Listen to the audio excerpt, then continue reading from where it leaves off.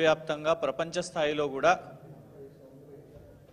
హైదరాబాద్ నగరం మరియు కేసీఆర్ గారి ప్రభుత్వంలో టియర్ 2 సిటీస్లో కూడా ఐటీని ప్రోత్సహించడానికి తీసుకున్న కార్యక్రమాల ద్వారా ఐటీ ఎక్స్పోర్ట్స్ పెరగడం కానివ్వండి, ఎంప్లాయ్మెంట్ ఆపర్చునిటీస్ పెరగడం కానివ్వండి, పెట్టుబడులు పెరగడం కానివ్వండి, అవన్నీ కూడా చూసినాం. ప్రపంచ స్థాయిలో కంపెనీలు కూడా హైదరాబాదును ఒక డెస్టినేషన్గా, ఐటీ డెస్టినేషన్గా భావించి అందరూ కూడా ఇక్కడ వచ్చి పెట్టుబడులు పెట్టడం లెక్కలు చెప్తున్నాయి. ఉదాహరణకు 2022-23 చూస్తేనే ఐటీ ఎక్స్పోర్ట్స్ 57,706 కోట్లు. మొన్న శ్రీధర్ బాబు గారు రిలీజ్ చేసిన దాంట్లో 2023 నుంచి 24 చూస్తే సగానికి సగం పడిపోయి 26,948 కోట్లు.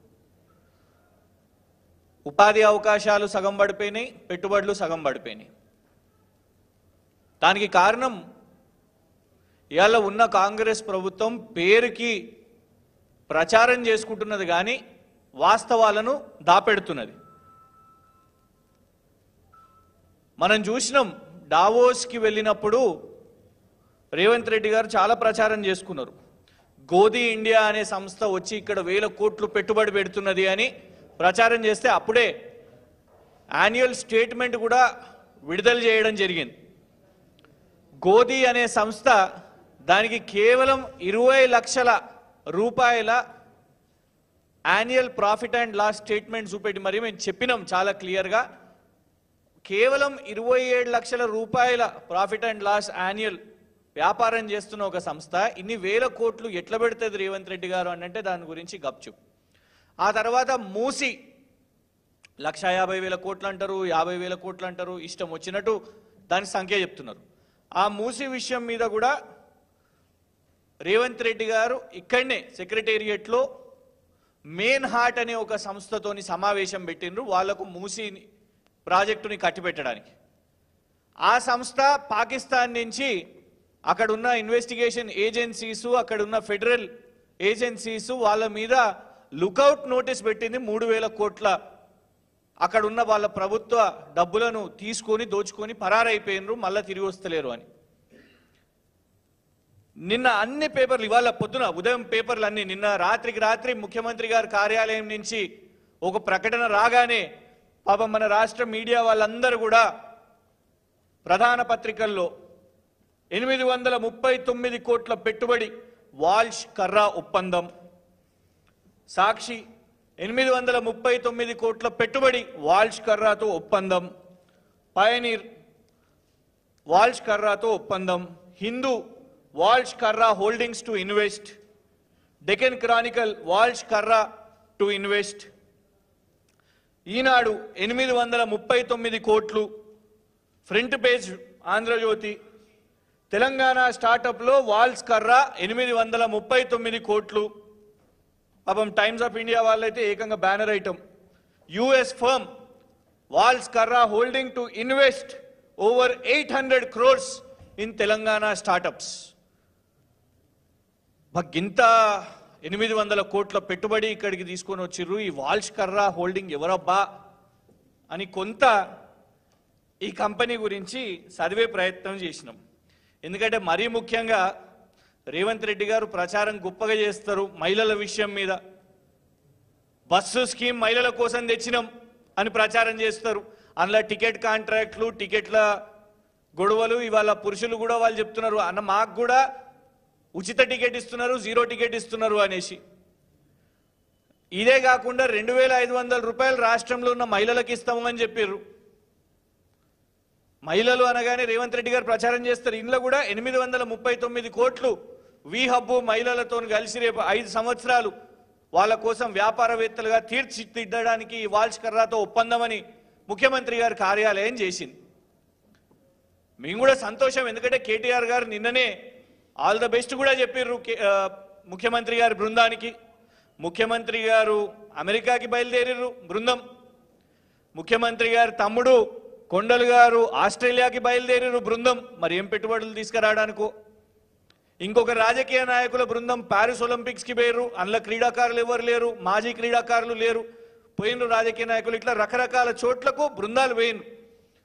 పోయినప్పుడు అరే మన నిజంగానే రాష్ట్రానికి మంచి పెట్టుబడి తీసుకొని రావాలి అని కేటీఆర్ గారు కూడా ఆల్ ద బెస్ట్ చెప్పారు.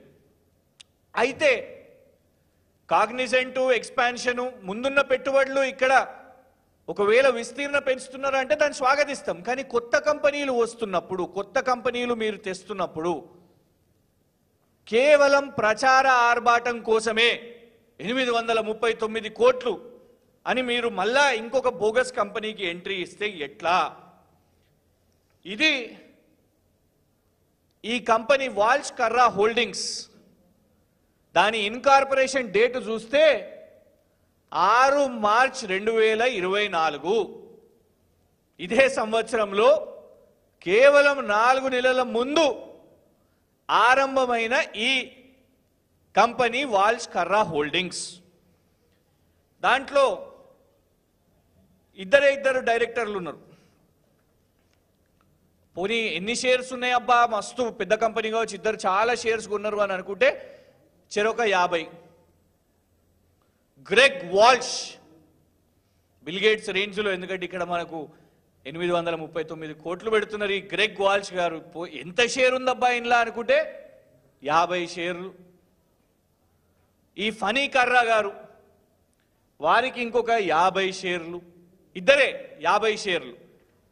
యాన్యువల్ స్టేట్మెంట్స్ ఏమన్నా ఉన్నాయా అంటే యాన్యువల్ స్టేట్మెంట్స్ ఏమీ లేవు, ఎలాంటి రిపోర్టు లేదు, వాళ్ళ పాత ట్రాక్ రికార్డ్ లేదు. అందులో ఇంకొక డైరెక్టర్ ఇస్మాయిల్ బిన్ జైనల్, వారికి కూడా ఏమీ డీటెయిల్స్ లేవు. అయితే ఈ ఫనీ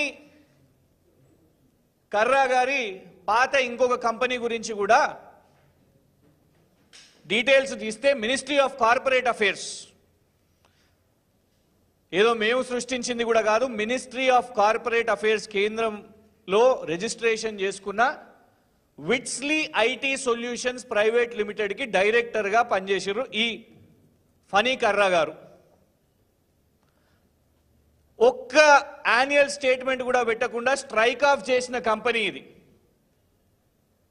స్ట్రైక్ ఆఫ్ అయిన కంపెనీ, ఇందులో చాలా స్పష్టంగా ఉన్నది, కంపెనీ స్టేటస్ స్ట్రైక్ ఆఫ్. అందంగా వెబ్సైట్లు చేసేసి ముఖ్యమంత్రి గారిని కలిసి, ముఖ్యమంత్రి గారు ప్రచారం చేసుకుంటున్నారా, ఈ ఫనీ కర్రా అనే వ్యక్తి ప్రచారం చేస్తున్నారా, ఎవరు మీరంతా అని అడుగుతున్నారు అందరూ. ఆల్రెడీ చర్చ సోషల్ మీడియాలో జరుగుతున్నది. ఎవరు ఈ గ్రెగ్ రాబర్ట్ వాల్ష్, ఎవరు ఈ ఫనీ కర్రా? 7కెళ్ళి 839 కోట్లు తెచ్చి తెలంగాణ పెట్టుబడి పెడతారు. ఒకటేమో స్ట్రైక్ ఆఫ్ అయిపోయిన సంస్థ ఇది, దాదాపు 14 సంవత్సరాల కంపెనీ స్టేటస్ ఉండేది. ఒక్కటంటే ఒక యాన్యువల్ స్టేట్మెంట్, ₹1 యాన్యువల్ స్టేట్మెంట్ కూడా పెట్టలేదు.